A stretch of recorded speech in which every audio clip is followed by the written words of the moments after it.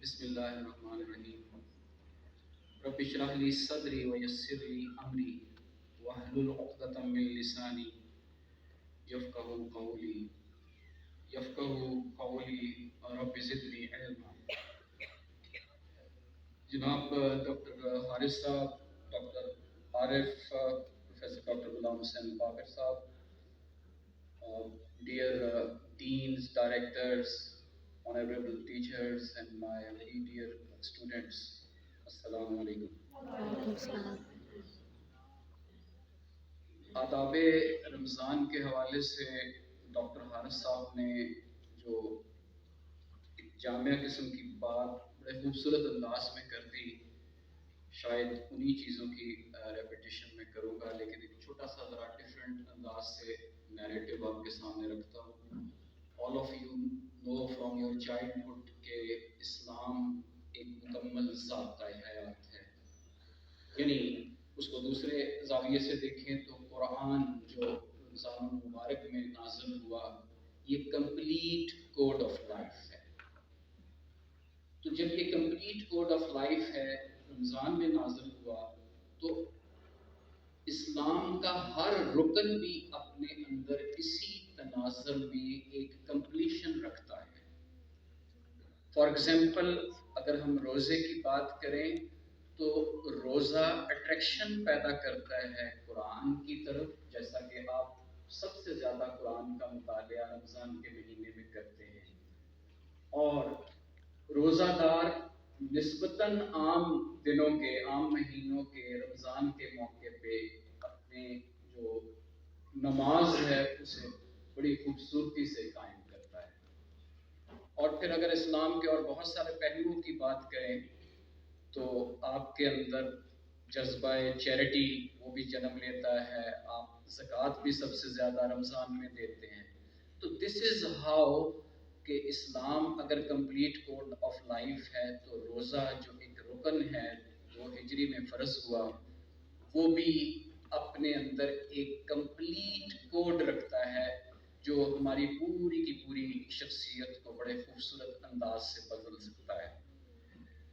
इस नैरेटिव का मतलब ये है कि रोज़े के यकीनन हमें शरई पहलू भी देखने हैं, रोज़े के माशी और माशरती पहलुओं पे भी गौर करना है, फिर रोज़े के कोई तहकीकी और तालीमी पहलू भी हैं उन पर भी हम नज़र दौड़ा सकते हैं।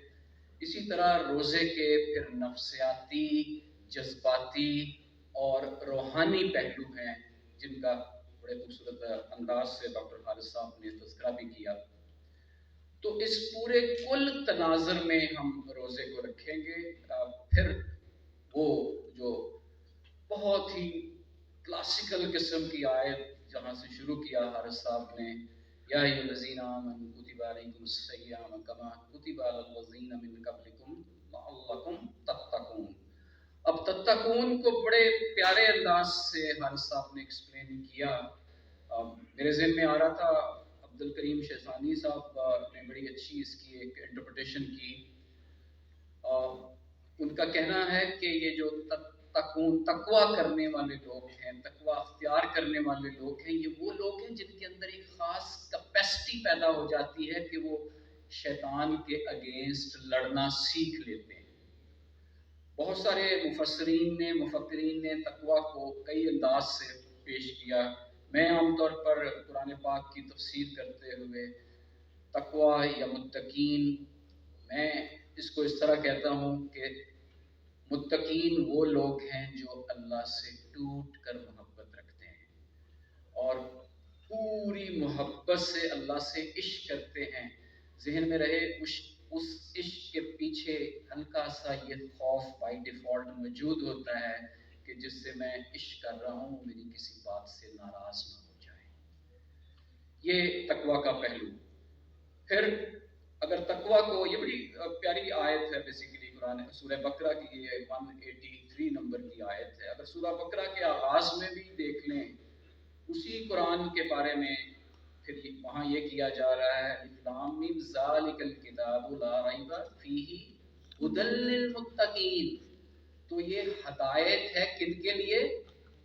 متقین کے لیے ایک ایسی چیز کے بارے میں آپ کو کہا جائے جس میں کوئی شک کی گنجائش نہیں، کبھی شک نہ کرنا، ڈاؤٹ چھوڑا ہی کوئی نہیں.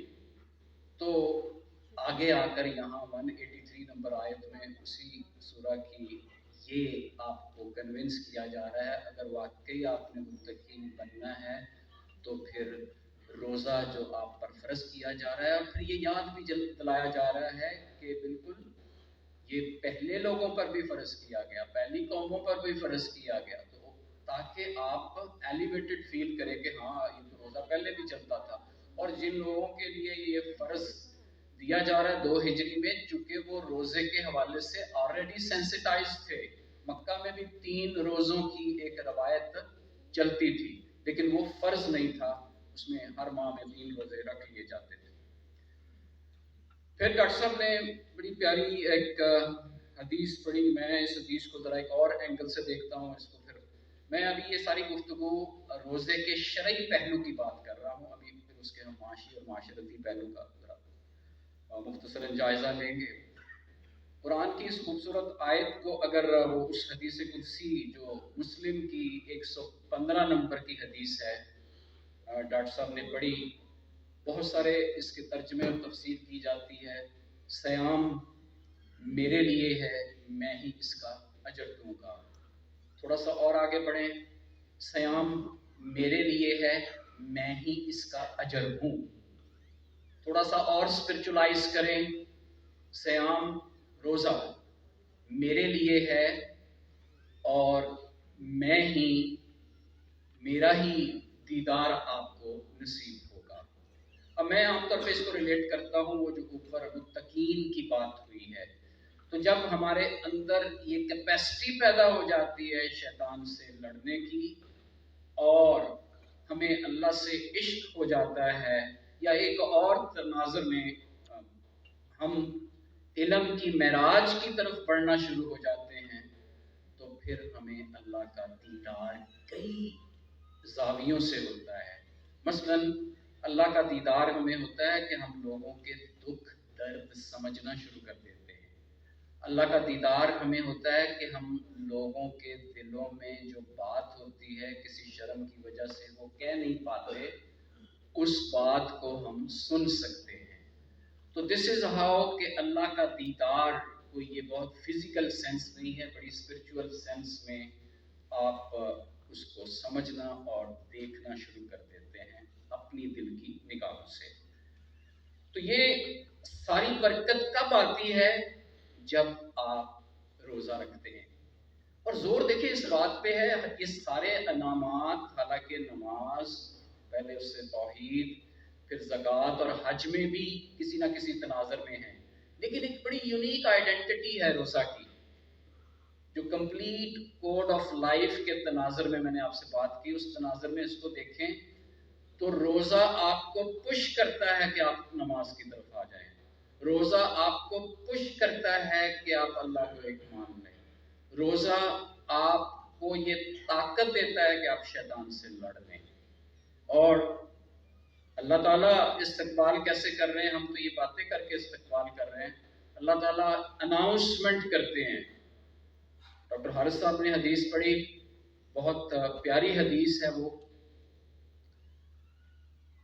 کیا کہ جنت کے سارے دروازے کھول دیے جاتے ہیں، جہنم کے سارے دروازے بند کر دیے جاتے ہیں، اور شیاطین کو قید کر دیا جاتا ہے.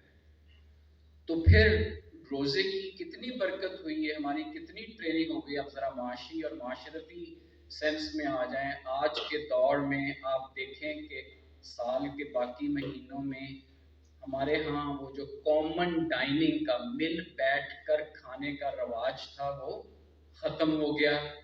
تو الحمدللہ رمضان کی برکت سے آپ سحری اور افطاری کے ٹائم مل کر کھانا کھاتے ہیں، تو اس کی وجہ سے گھر میں برکت اترتی ہے. یہ پہلا سوشل رسپیکٹ ہے.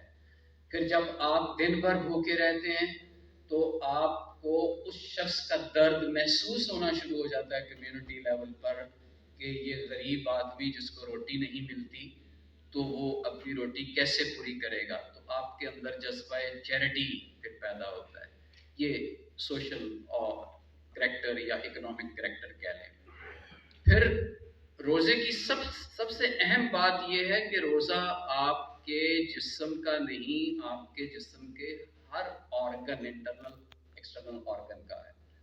आप अपनी ज़ुबान का भी रोज़ा रखते हैं, आप अपनी आँखों का भी रोज़ा रखते हैं, आप अपने कानों का रोज़ा रखते हैं, और सबसे बड़ी बात ये कि आप अपने दिल का, रूह का रोज़ा रखते हैं। यही रोज़ा का वो रूहानी पहलू है। डॉक्टर साहब ने बड़े अच्छे अंदाज में उसका तज़किरा किया।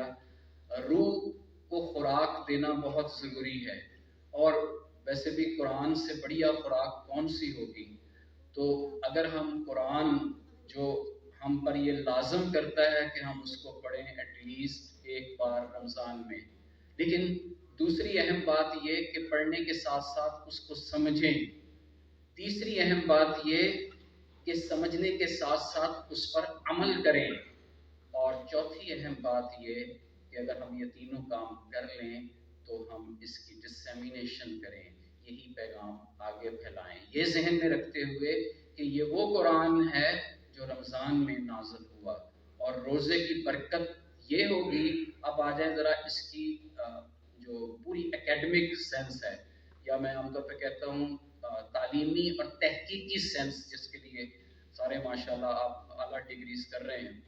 तालीमी और तहकीकी सेंस ये है कि कुरान को जब आप समझते हैं, मेरा एक सिंपल सा मफरूज़ा है, जब आप कुरान को समझना शुरू करते हैं तो जिन जिन डिसिप्लिन्स में आप डिग्री ले रहे हैं, आप उन डिसिप्लिन्स में पहले से ज़्यादा तदब्बुर और तफक्कुर करते हैं। तो कुरान की सबसे बड़ी ब्यूटी ये है कि वो आपको बाकी मज़ामीन की भी विज़डम देता है। क्यों? Because it is a complete code of life. और रमज़ान का महीना ऐसा महीना है, ये मैं आज़मूदा नुस्खा बता रहा हूँ, अगर आप में से किसी ने कोई आर्टिकल लिखना है, कोई रिसर्च पेपर लिखना है, हमारे ऑनरेबल फैकल्टी मेंबर्स हैं, कोई प्रोजेक्ट लिखना है, तो Ramzan is the best time कि इस टाइम में बड़े नॉवल आइडियाज़ जनरेट हो रहे होते हैं। क्यों? क्योंकि आप रोज़े के शरई पहलू और रूहानी पहलू, उसके नफ्सियाती पहलू, उसके माशी और माशरती पहलू लेकर चल रहे होते हैं। क्यों? क्योंकि शैतान को भी कैद किया होता है।